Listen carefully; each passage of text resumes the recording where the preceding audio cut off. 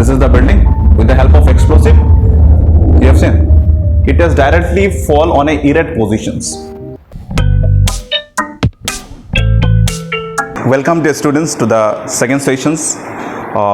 First sessions we have already discussed about the food introductions, and today we are going to discuss about the basic knowledge about the food, but it's on the second sessions we are going to discuss. Okay, so let's, as I used to explain about anything about the science, I used to explain or I used to mention you some sort of news regarding Assam, another news regarding all India level. Okay, so what happened in the Assam, just see that just before few days ago, many people in Assam, they have given this Assam direct recruitment exam. So what happened that Assam Chief Minister Himanta Biswa Sharma, what he told that on Sunday, okay, that previous Sunday, he told that he will refund all the amount of fee to the students who have given the examinations. Like for a single students, they have taken rupees 1,400. Just assume 1,400, and there were total 14 lakh. There are total 14 lakh students have applied. Per student 1,400 rupees they have taken. So what happened after that, the people have complained regarding this, and the Assam government had decided that the students or the candidates who will fail in the examinations, okay, his amount will be refunded, and who will qualify, his amount will not be refunded. So this is all about the grade 3 exams. Next, he also added that he will try to announce the result within 1 month. Within a very short span of time, they are going to announce the result of this Assam direct recruitment. Alright.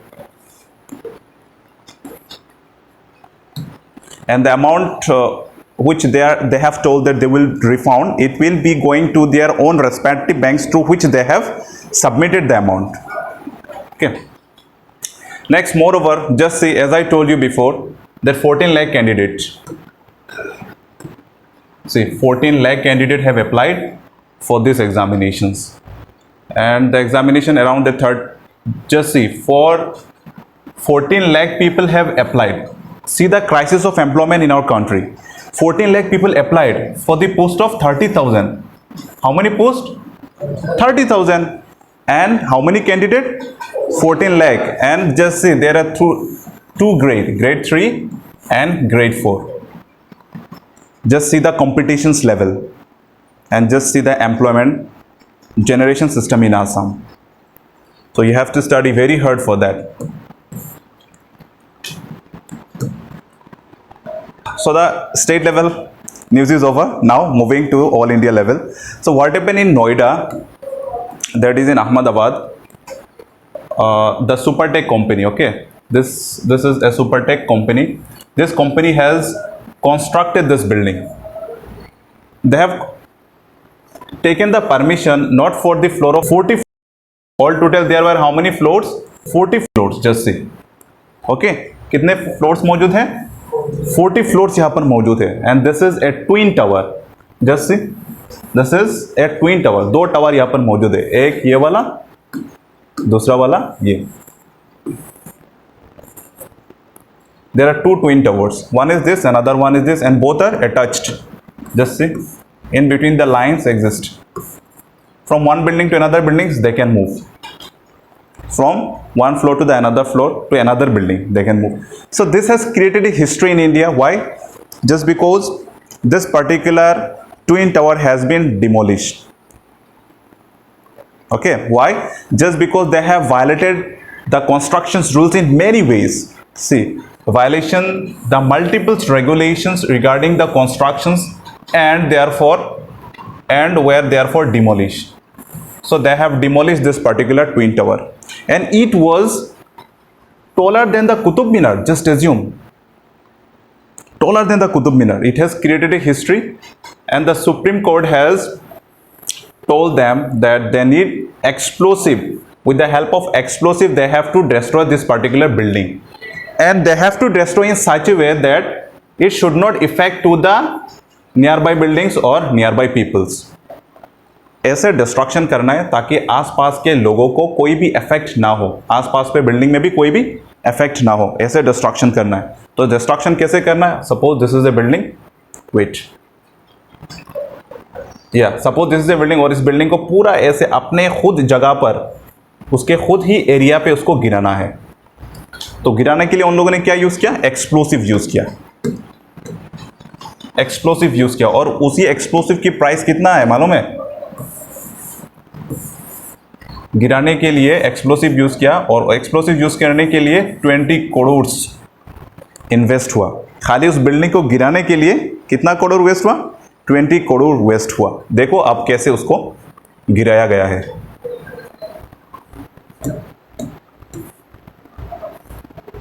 Just see,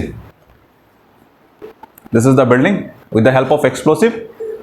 You have seen it has directly fall on a erect positions, okay, like this motions it has fallen down from top to down, and it cost near about 20 crore.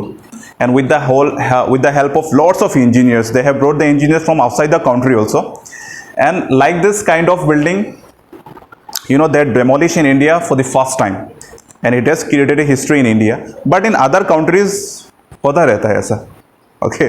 तो India में ये पहली बार हुआ जैसा। So our general knowledge part is over regarding India and Assam. Now let's move to the root of the topic.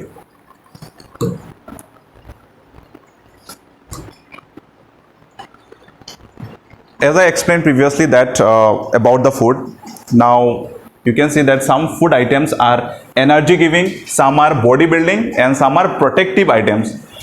If all these food items are included in our everyday diet, that means what? We are having a balanced diet. अगर हम लोगों के खाने पे protective food मौजूद है, फिर protein body building food मौजूद है, और उसके साथ ही साथ एनर्जी गिविंग फूड मौजूद है, सो दैट मीन्स ये फूड किस तरीके का बन जाता है? बैलेंस्ड बन जाता है, okay. Now what are those energy giving food? Just say what are those energy giving food? Energy giving food is rich in carbohydrate and fats. वो किस में रिच है? कार्बोहाइड्रेट एंड फैट्स में रिच है। Carbohydrate and fats supply energy to our body. Carbohydrate and fats क्या करता है हम लोगों के बॉडी में? एनर्जी प्रोवाइड करता है, okay. Carbohydrates are the body's main source of energy. वो कार्बोहाइड्रेट कहां पर मौजूद होता है? स्वीट थिंग्स, जो मीठा चीजें होते हैं ना, उनमें क्या होता है? कार्बोहाइड्रेट मौजूद होते हैं। और उसके बाद क्या है? Starchy food, cake, breads, potato and rice, these are the examples, और these are the things where we can get those starch. Now fats give twice as much as energy as carbohydrate, okay. Fats क्या करता है? Carbohydrate से ज्यादा energy provide करता है हम लोगों के बॉडी में। अब but too much fat is not good for health. अगर ज्यादा फैट्स हम लोग खा रहे हैं, वो हेल्थ के लिए अच्छा नहीं है, सेहत के लिए अच्छा नहीं है, ओके। कोई भी चीज, चाहे वो फैट्स हो, कुछ भी हो, अगर ज्यादा खा रहे हैं, so that means it will affect our body. अब वो फैट्स कहाँ पर मिलता है? देखो, fats are found in oil, ghee, butter and meat. इन सब चीजों में क्या पाया जाता है? फैट्स पाए जाते हैं। अब वो फैट्स ज्यादा खाना बॉडी के लिए हार्मफुल होता है। You can see the pictures, bread, butter, potato, cakes, rice, meat, जिसको जो चाहिए ले लो। बॉडी बिल्डिंग फूड, यहां पर देखो, body building food. Body building food is rich in proteins. Proteins help our body to grow. और बच्चों के लिए तो प्रोटीन्स बहुत ही जरूरी है, क्योंकि आप लोगों का बॉडी क्या होता है? हमेशा ग्रोथ में रहता है ना, ग्रोथिंग स्टेज में रहता है बॉडी, तो इसीलिए प्रोटीन आप लोगों के लिए बहुत ही मायने रखता है। And one more thing is that जब भी हम जिम पे जाते हैं, whenever we used to go for gym to build our body, and at that time what happened, the gym trainer provide as a protein. मोटा मोटा बोतलों में क्या करता है? वो प्रोटीन प्रोवाइड करता है हम लोगों के लिए। क्यों? क्योंकि हम लोग वहाँ पर फैट्स बर्न करते हैं। अगर फैट्स बर्न किया, कैलोरी बर्न किया, तो बॉडी में प्रोटीन चाहिए, तो वो लोग क्या करते हैं? ऐसे डब्बा में प्रोटीन देते हैं ताकि बॉडी में वो ग्रोथ आए, मसल्स में ग्रोथ आए। अब वो प्रोटीन्स कहाँ पर मिलता है? देखो, pulses, nuts, egg, meat, fish, milk are rich in proteins. उन सब चीजों में क्या होता है? प्रोटीन्स पाए जाते हैं। जिम में तो क्या होता है कि आप जिम करने के बाद आप लोगों को अंडा मिलता है वहां पर, ओके, तो उसमें प्रोटीन बहुत ज्यादा है।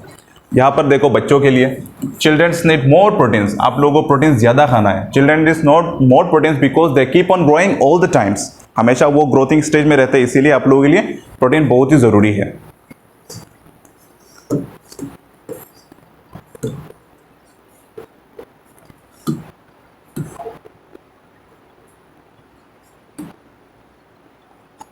Now what are the protective food? As we have seen right now, the energy giving food. Coming to the protective food, वो protective food क्या है? हम लोग का बॉडी में जो प्रोटेक्टनेस आता है, बॉडी में जो बीमारी ना होने के लिए जो एक्शंस होते हैं, वो कहाँ से आता है? देखो, protective food is rich in vitamin and minerals. वो क्या है? प्रोटेक्टिव फूड विटामिन और मिनरल्स रिच है. Vitamin and minerals protect us from various diseases. अगर हम लोगों का बॉडी में विटामिन और मिनरल्स मौजूद है तो वो डिजीज से हम लोगों को बचाता है, प्रोटेक्ट करता है हम लोगों के बॉडी में. They also make our bones teeth stronger.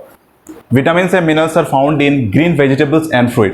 वो क्या करता है? हम लोग का बॉडी में जो बोन्स है और टीथ है उसको स्ट्रॉन्ग करता है, और at the same time WBC को भी वो क्या करता है? स्ट्रॉन्ग बनाता है, ताकि वो किसी भी वायरस बॉडी में जब अफेक्ट करे वो क्या करे? जाके प्रोटेक्ट करता है, फाइट करता है उन लोगों के साथ. तो वो मिनरल्स और विटामिन कहां पर मिलता है? वेजिटेबल्स और फ्रूट में मिलता है. वेजिटेबल्स एंड फ्रूट्स में मिलता है मिनरल्स. अब ये मिनरल्स ज्यादा नहीं खाना है हम लोगों को, जितना हम लोगों को बॉडी को चाहिए उतना ही खाना है. विटामिन और मिनरल्स अगर ज्यादा हुआ ना बॉडी में तो डिफेक्ट आ जाएगा. So that is why we need to have the vitamin and minerals the amount which is required for our body, not much but not less.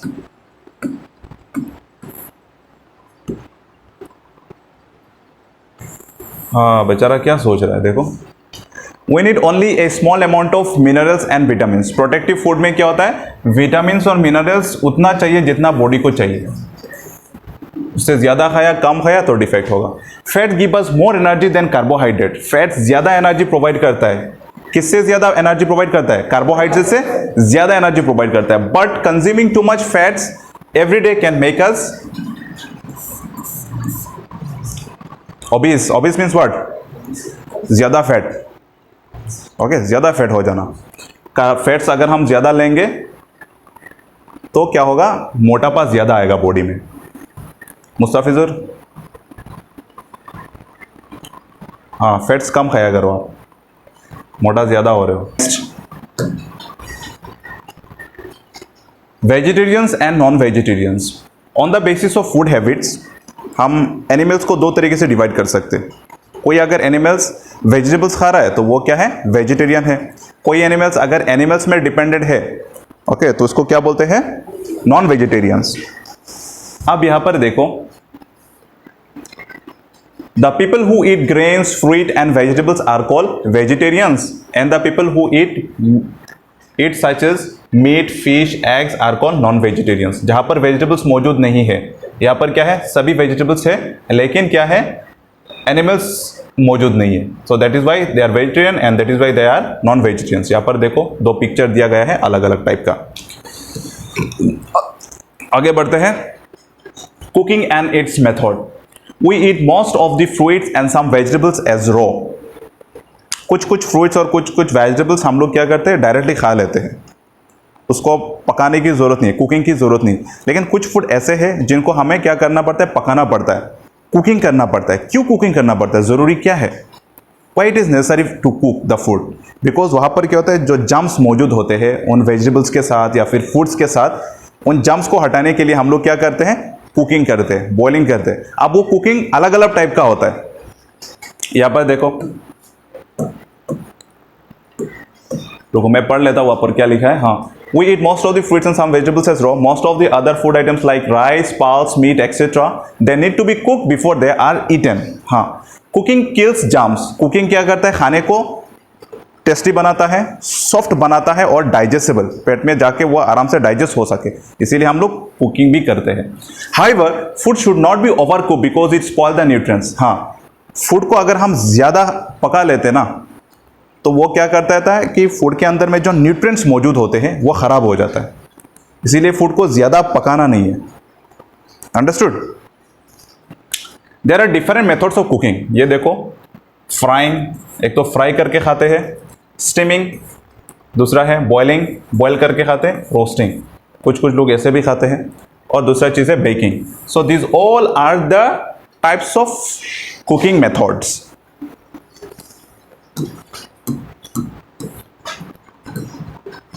Operating habits. देखो, खाने का तरीका क्या है according to the science, what is being told here.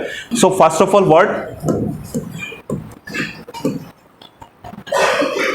Wash your hands before and after eating food. खाने से पहले और खाने के बाद क्या करना है? हाथ को वॉश करना है. Next, eat food at regular intervals and in a clean pace. खाने से पहले जगह जो होते हैं उसको क्लीन करके हमें खाना है. अगर अच्छे जगह पर खाएंगे तो अच्छे से खाएंगे. ओके. और दूसरी बात यह है कि एक रेगुलर इंटरवल्स में हमें खाना है, टाइम मेंटेन करना है. ओके. मान लो कि आज 10 बजे में खाया, कल 11 बजे में खा रहे हैं, तो वो डिफेक्ट होगा बॉडी में. हमें हमेशा खाना क्या करना है? एक ही टाइम पे खाना है. That is why it is being told here regular intervals. Next, use clean plates and spoons. हमेशा खाने से पहले प्लेट को ठीक से धोया करो. Spoons means what? चम्मच है ना, चम्मच को भी ठीक से धो लिया करो आप. Wash fruits and vegetables before using them. Adil, concentrate. या next, eat balance diet and avoid junk food. You know balance diet, मैंने कहा था ना कि अगर हमारे खाने में क्या क्या चीज मौजूद है? Energy giving food, next protective food, और क्या? प्रोटीन्स. गुड. अगर बॉडी बिल्डिंग फूड हुआ तो क्या हुआ? ये बैलेंस डाइट हुआ. खाना खाते समय क्या करना है? उसको अच्छे से च्यू करना है. Break down. First and foremost break down occurs in the mouth. Never over eat. कोई भी चीज आप ज्यादा मत खाया करो. ज्यादा खाओगे तो मुश्किल में जाओगे. मैं हमेशा कहता हूं ना कि excess of everything is bad. Next, keep the food items covered. हमेशा फूड आइटम्स को कवर रखा करो, नहीं तो मक्खी उक्की आके बैठ जाता है, खराब हो जाता है ना, अंडे दे देते वहां पर. नेवर ईट अनकवर्ड फूड आइटम्स. जो फूड आइटम्स कवर्ड नहीं है वो खाया मत करो. मार्केट में तो इतना सारे फूड्स अवेलेबल है जो अनकवर्ड रहते हैं, तो वो सब फूड मत खाया करो जो रोड साइड में मिलते हैं ना. स्ट्रीट वेंडर्स बोला जाता है. हाँ, यहाँ पर आया street vendors. Never eat from the street vendors. जैसे फुसका, पानी पूरी, फिर हम लोग लैंग्वेज में पुकुड़ी, प्याजी, हाँ, पराठा. वो मार्केट रोड साइड में मिल जाता है ना, उसमें इतना सारा कार्स अप एंड डाउन करते रहते हैं, उसके साथ ही साथ धूल वगैरह आता है, तो वो क्या करता है? उसमें भी इफेक्ट होता है. Drink plenty of water every day. हाँ, बहुत ही इंपॉर्टेंट है. हमेशा पानी खाया करो, ज़रूरी है बॉडी के लिए, बॉडी के हर एक फंक्शन के लिए. Points to remember. तो हम लोगों ने क्या क्या सीखे हैं अभी ज़रा देख लो. Food give us energy to work and play. That's fine. अगर खाना खाएंगे तो अच्छे से काम कर पाएंगे, अच्छे से खेल पाएंगे. Next, carbohydrate and fat supply energy to our body. Carbohydrates and fats क्या करता है? एनर्जी सप्लाई करता है बॉडी में. Next word, protein gives our body grow. Protein helps our body grow. Proteins body के ग्रोथनेस के लिए मदद करता है. कैसा हो रहा है ग्रोथनेस? स्लिम हो रहे हो या मोटे हो रहे हो?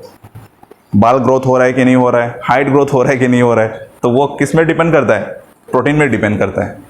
फिर vitamin and minerals protect us from disease. अगर विटामिन और मिनरल्स अच्छे से खा रहे हो, सो that means it will protect us from the diseases. ये सब चीज़ें हम लोगों ने डिस्कस कर लिया ना.